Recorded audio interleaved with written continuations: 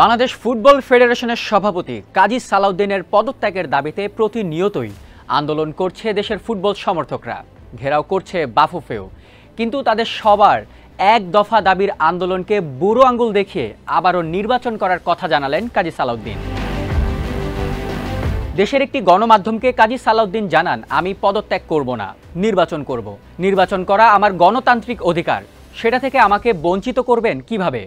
অন্তর্বর্তীকালীন সরকার বললে আমি ব্যাপারটি ভেবে দেখতাম, কিন্তু কোথা থেকে কিছু ছেলে পেলে আমাকে হুমকি দেবে এটা মেনে নেওয়া যায় না।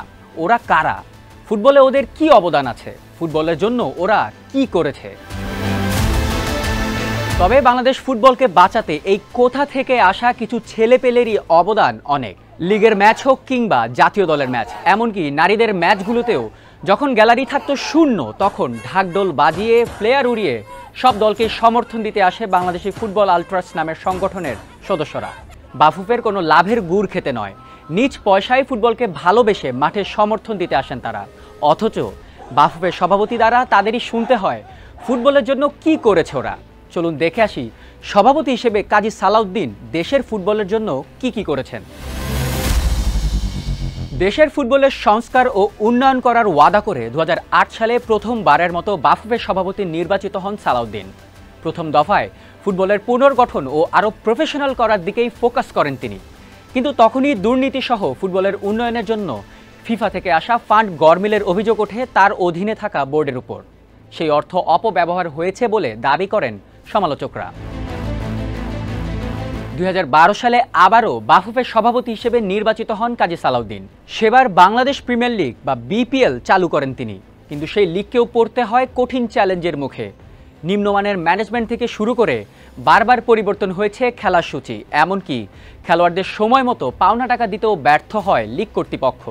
তবে দ্বিতীয় দফায় তরুণ ও তৃণমূল পর্যায়ে নজর দিলেও জাতীয় দল নিয়ে খামখেয়ালির কমতি ছিল না সালাউদ্দিনের। অনিয়মিত হয়ে পড়ে জাতীয় দলের খেলা, বদল হতে থাকে একের পর এক কোচ। তিনি দ্বিতীয়বার সভাপতি থাকাকালীন মোট 6 জন কোচ বদল হয় জাতীয় দলের। জাতীয় দলের বাজে পারফরমেন্স ও অর্থনৈতিক কেলেঙ্কারির দায় মাথায় নিয়ে 2016 সালে তৃতীয়বারের মতো ফের বাফুফের সভাপতি নির্বাচিত হন কাজী সালাউদ্দিন। কিন্তু কাজের কাজ আর হয়নি। খেলোয়াড়সহ কোচিং স্টাফদের বকেয়া বেতন নিয়ে ওঠে বিতর্ক, অভিযোগ ওঠে ফিফার দেয়া ফান্ড গরমিলের সঙ্গে অস্পষ্ট থাকে স্পন্সরশিপ থেকে পাওয়া অর্থের হিসাবও।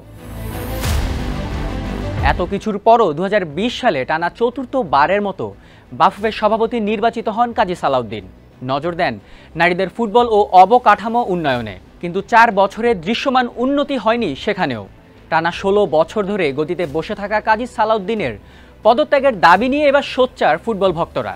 কিন্তু সব কিছুকে ছাপিয়ে আগামী অক্টোবরে হতে যাওয়া বাফুফের নির্বাচনে আবারও অংশ নেবেন বলে জানান তিনি। লক্ষ্য কি এবার দেশের ফুটবল একদমই বিলীন করে দেয়া?